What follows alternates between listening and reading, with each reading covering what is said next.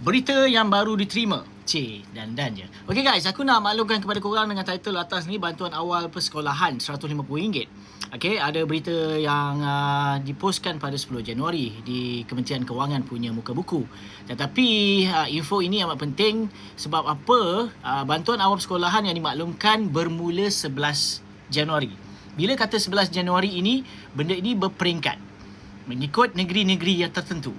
Dan satu lagi berita, okey, bantuan awal persekolahan ni diperluaskan kepada pelajar tingkatan 6. Okey, jom kita tengok paparan ini.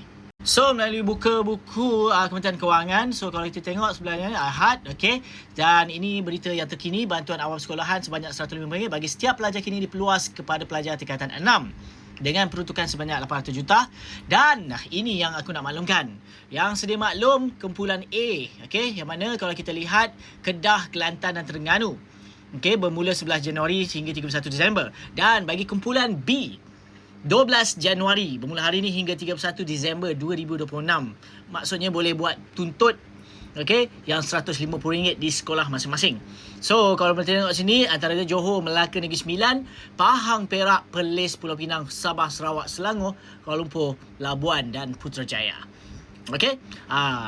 So, kalau video ini bermanfaat, kalau boleh share, okey?